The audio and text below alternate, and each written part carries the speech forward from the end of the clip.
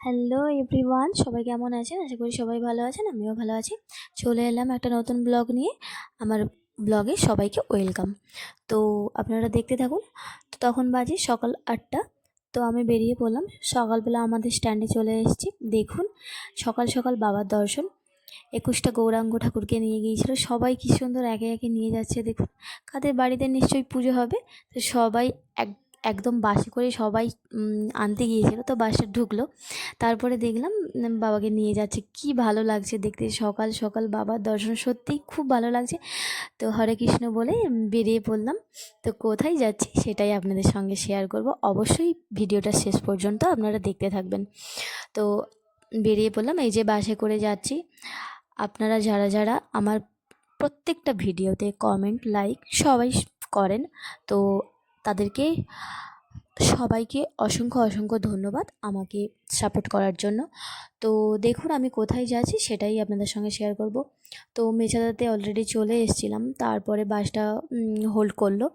এতটাই খিদে পাচ্ছিল, দেখুন মশলা মুড়ি দেখে আর লোভ সামলাতে পারলাম না, এত ভালো লাগছে।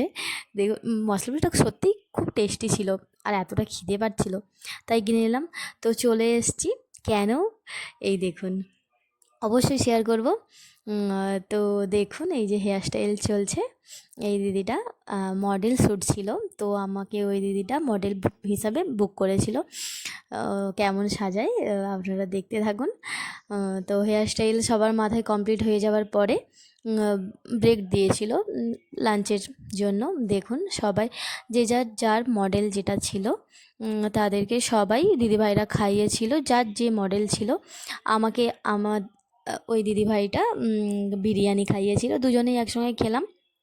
তো বিরিয়ানিটা খুব টেস্টি ছিল, খুব ভালো লাগছিল খেতে। আর খুব খেতে খেতে দেখুন একটু মজা করছিলাম। তো তারপরে আবার মেকআপ, তো আই মেকআপ করবে বলে স্টার্ট করে দিয়েছে। তো দেখুন এই তো ফাউন্ডেশন লাগাচ্ছে। দিদিভাইটা সত্যিই খুব ভালো সাজায়, খুব হাতের প্রচণ্ড স্পিড আর খুব ভালো সাজায় কিন্তু। তো শেষ পর্যন্ত দেখতে থাকুন আমার লুকটা কেমন করে। তো বেস মেকআপটা কমপ্লিট হয়ে গেছে দেখুন। আই মেকআপটা খুব গর্জিয়াস লাগছে, সত্যিই খুব সুন্দর লাগছিল। এই যে দেখুন, জানি না আমাকে কেমন লাগছে, সবাই কমেন্টে প্লিজ জানাবেন কেমন লুকটা হয়েছে। হলদি লুক করেছিল, অলরেডি কমপ্লিট হয়ে গেছে। চূড়াটা পরাচ্ছে, আমার নিজেরই খুব ভালো লাগছিল। তো আমার নিজের বিয়েতে হলদি লুকটা সেরকমভাবে করা হয়ে ওঠেনি। সবাই তো জানেন যে রিচুয়ালসটা কেমন কি থাকে। তো সেই কারণে হলদি লুকটা সেরকমই ক্রিয়েট করা হয়নি। তো আমি সেরকমভাবে সাজতে পারিনি। সত্যিই খুব ভালো লাগছিল, আজকে এত ভালো লাগছে নিজেকে চিনতেই পারছি না। সত্যিই খুব ভালো লাগছিল। আর দিদিভাইটা খুব ভালো সাজায়। আর এই তো দেখুন এবার আমরা একটু রিলস করছিলাম ম্যামের পেজে, তিলোত্তমা একাডেমি পেজে আপনারা দেখতে পাবেন এই রিলসটা। প্লিজ সবাই দেখবেন।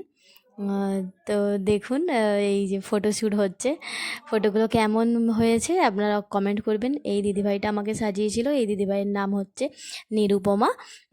চণ্ডীপুরে লোকেশান। তো এই চণ্ডীপুরের লোকেশানে যারা আছেন প্লিজ এই দিদিভাইকে আপনাদের নিজেদের স্পেশাল ডেতে বুক করবেন। খুব খুব খুব ভালো সাজায়, খুব সুন্দর, আমার তো খুবই ভালো লেগেছে। আপনারা কমেন্ট করবেন। তো আমার ফটোশ্যুট কমপ্লিট হয়ে গেছে, ওগুলো মোবাইল ক্লিক ছিল। তো যাই হোক, ম্যামও অনেক ছবি তুলেছে। আমার মেকআপ রিমুভ করার এবার করতে হবে।